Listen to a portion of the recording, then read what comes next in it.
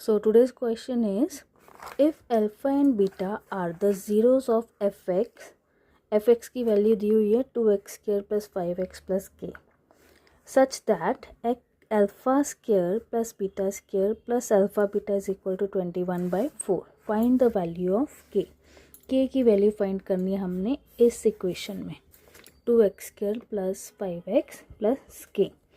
अब हमें ज़ीरोस दी हुई हैं, है ना. अल्फ़ा और बीटा हमारी क्या हैं, ज़ीरोज़ हैं. तो हमें पता है answer alpha and beta are zeros, ये हमें गिवन है. ठीक है. अब हमने इसमें से वैल्यू निकालनी है.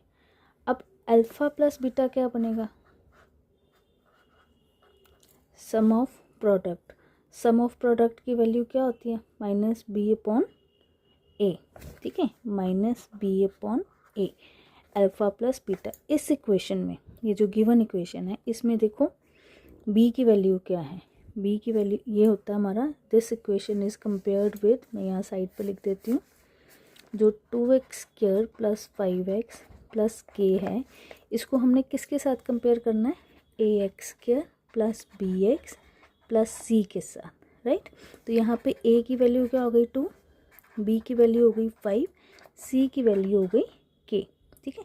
अब सम ऑफ ज़ीरोज़ की वैल्यू फॉर्मूला होता है माइनस बी अपॉन ए. बी कितना, माइनस यहाँ आ जाएगा, बी कितना है 5, ए कितना है, ए की वैल्यू 2. तो ये मेरा सम ऑफ ज़ीरोज़ बन गया. Similarly product of zeros, alpha beta का प्रोडक्ट क्या होता है, सी अपॉन ए.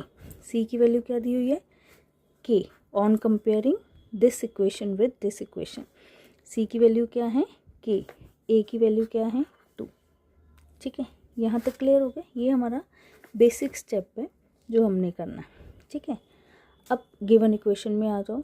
गिवन इक्वेशन क्या है कि हमने के की वैल्यू फाइंड आउट करनी है इस इक्वेशन के थ्रू, ये हमें दिया हुआ. ठीक है. अब alpha square plus beta square plus alpha beta is equal to 21/4, ये हमें दिया हुआ. अब इस इक्वेशन को यूज़ करके मैंने यहाँ पे के की वैल्यू निकालनी है. ठीक है. मेरा क्वेश्चन क्या है, ये गिवन इक्वेशन है, उसमें से मुझे ये जो इक्वेशन दी हुई है इसकी के की वैल्यू निकालनी है. राइट. अब इस इक्वेशन को कैसे यूज़ करें, राइट. इस इक्वेशन को मैं क्या बनाऊं कि मेरा आंसर सॉल्व हो जाए. ठीक है. देखो अब यहाँ तो मेरे को अल्फ़ा प्लस बीटा की वैल्यू दी हुई है, but alpha square plus beta square की वैल्यू नहीं दी हुई. अब इसको सॉल्व करने के लिए मुझे क्या करना पड़ेगा, एक स्टेप यहाँ पे मैं अपनी तरफ से ऐड कर रही हूँ. अगर मैं इस इक्वेशन में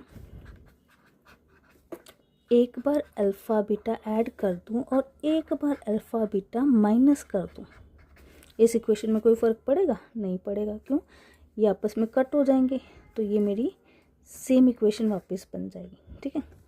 बट अब मैंने इसको ऐड किया है, एक पर्पस के थ्रू इसको ऐड किया है कि ये मेरा क्या बन जाएगा, ये वाली टर्म मेरी क्या बन जाएगी, alpha square plus beta square plus 2 alpha beta बन गई, minus alpha beta is equal to 21/4. ये क्या बना, ये मेरा फॉर्मूला बन रहा है, अल्फ़ा प्लस बीटा का होल स्क्वायर बन रहा है ना. ए, यहाँ मैं इसको आपको यहाँ पे करके दिखाती हूँ. A plus b whole square का फॉर्मूला क्या होता है, a square plus b square plus 2ab. यहाँ पे मेरे को ये दिया हुआ है ना, तो मैं यहाँ पे इसको यहाँ पे लिख सकती हूँ, alpha square plus beta square plus 2 alpha beta. यही चीज़ मेरी बन रही है, यही चीज़ मेरी यहाँ बन रही है ना, minus alpha beta is equal to 21/4.